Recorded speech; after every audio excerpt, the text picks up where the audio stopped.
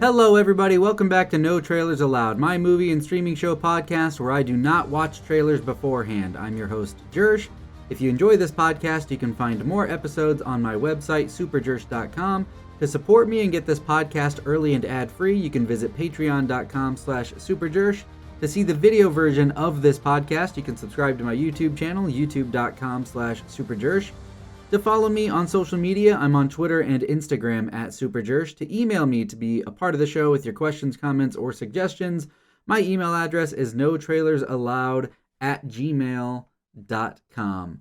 I want to give a quick thank you to Patreon executive producers Mirrors, Triss, and I Love Manatees, and say thank you to legendary Patreon producer Zelbinian. In this episode, I'm going to talk about Coda.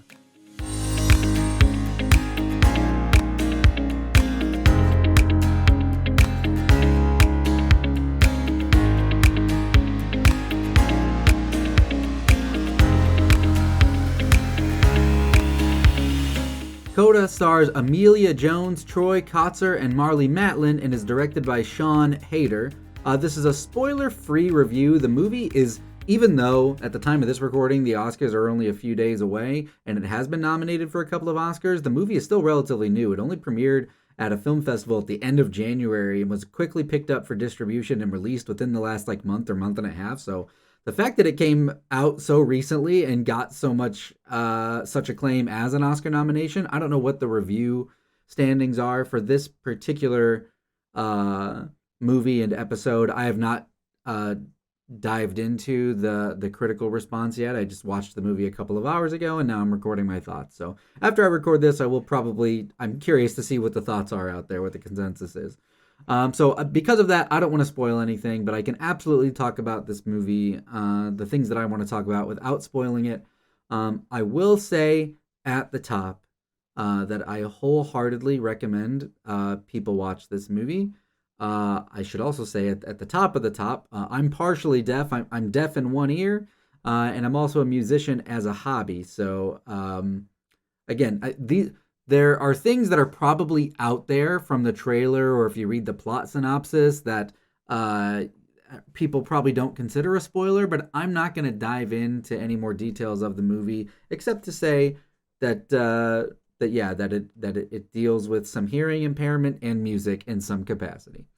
And so I just want to share that bit about myself so you can understand kind of where I'm coming from. I really was caught off guard by this movie. Again, I didn't know what it was about. I didn't know the subject matter. I didn't know who was in it. I didn't know if it was, comedy, drama, horror film, whatever. I saw that it was on the Oscars list, and I've been trying to watch Oscars movies lately.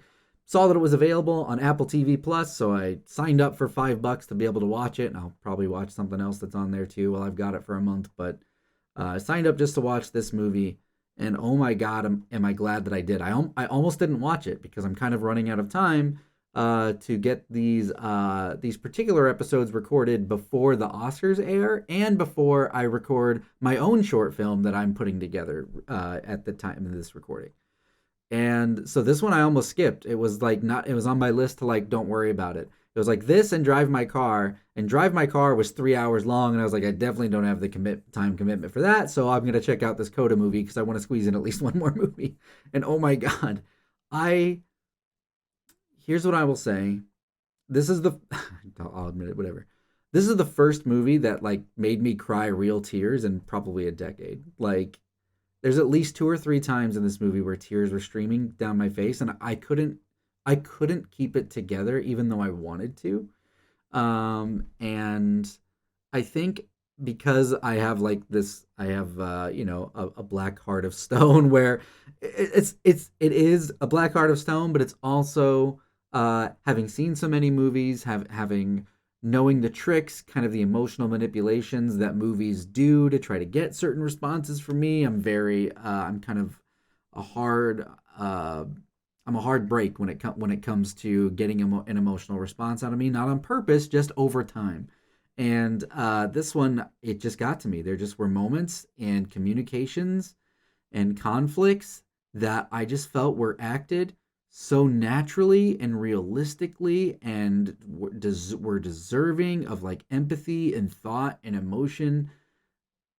The whole family dynamic between the two parents and the siblings, I just I loved it all. I loved the performances were fantastic. Just the premise, the setup of the movie and how the plot progresses. I know that I've said recently, as I've been checking out some of these Oscars movies, that I miss movies that could do character and plot. And I really feel like this movie strikes a really good balance of both, where you get a sense of this this family, their dynamic, who they are as individuals and what they care about, the things that are going on in their lives and the things that they do together. And then on top of that, you have conflict, problems rising up, and challenges that they have to overcome that are going to change, how they've been living their lives when we first meet them, potentially permanently, and how that interacts or how that impacts their interactions and relationships as a unit and as individuals. And I thought the music was great. I loved the script. It's probably a comedy drama. Like, it is genuinely and sincerely like heartwarming and dramatic at moments, and then like literally laugh out loud funny in others. Like, I really laughed. um I don't know what else to say about this movie. The only thing that like didn't stand out of like this is incredible to me, because I've been seeing so many high quality top tier movies lately, is the cinematography. The opening shot of the film, and some shots of the ocean, which are probably in the trailer, are very beautiful, and it's definitely like competent, and it's well shot. It's not that it's bad. It's not fancy. It's just kind of what it needs to be. If two people are talking, it shows the people talking. There's not like any type of fancy or memorable camera movement moments or sequences or anything like that from like a cinematography perspective.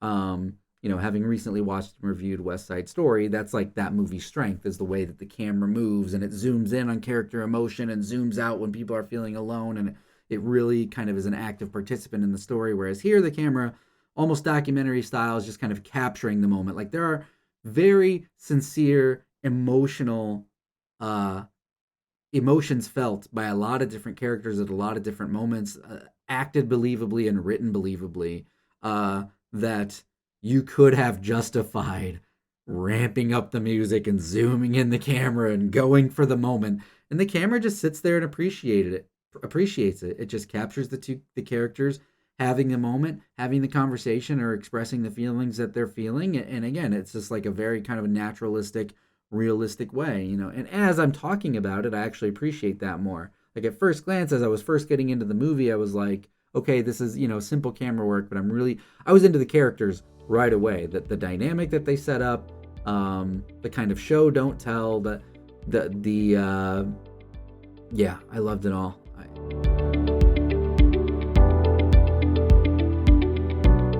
Did you know that if you support me on patreon.com/superjersh, you can get this podcast early and ad-free? You probably didn't know that because you're listening to this promotion right now. Which means you also probably didn't know that there are dozens of hours of Patreon exclusive content over there, like full album music reactions and full movie watch-along commentaries. So head on over to patreon.com/superjersh to help the music and movie discussions continue. And for you gamers out there, don't forget to check out my gaming-focused YouTube channel, youtube.com/JershPlays. Recently, I've been focusing on Guild Wars 2, Overwatch, and Fortnite, but there are also dozens of hours of gameplay videos for single-player games like Detroit Become Human and the Resident Evil series. Subscribe to that channel ASAP. It's free and helps a lot. Speaking of free, if Patreon isn't your thing, make sure you are liking the posts, commenting, sharing, rating, and reviewing, and subscribing everywhere that you can if you enjoy anything that I produce, music, movie, or gaming related. The only way it can continue is with your help. If this is all too much to remember and you want to see the different types of content I'm producing all in one place, just visit my website, superjersh.com.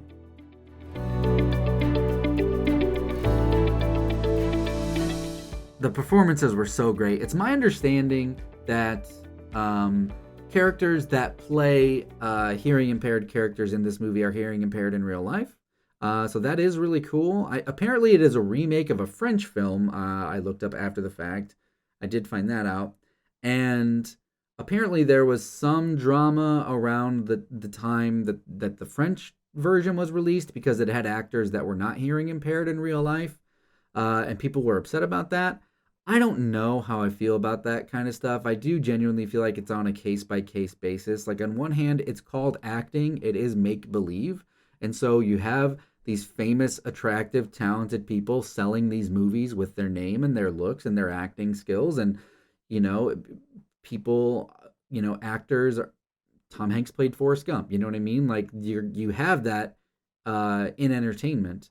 And so I don't know that I always agree that like a person has to suffer from the malady in order to act like they have a malady, just like an actor doesn't have to actually be like a firefighter to act like a firefighter. Like, I think they need to do their research and do the parts justice. And I also think that I think casting and big budget Hollywood in general could do a better job of giving a lot of different people a lot more opportunities, regardless of what their age, sex, ethnicity, orientation, whatever. You know what I mean? Like, there needs to be a better job to create diversity in all mediums of entertainment, I feel.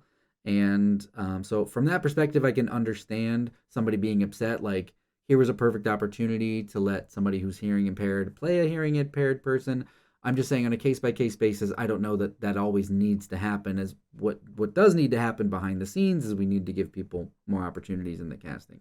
Anyway, so if that it was a concern for you, apparently they did rectify it for this film, and all the actors portraying hearing impaired folks are hearing impaired in real life, and I do think that that's cool. And again, the acting in this movie is incredible. Like, that I've said before in a lot of different places, and I'll say again in case you're new here.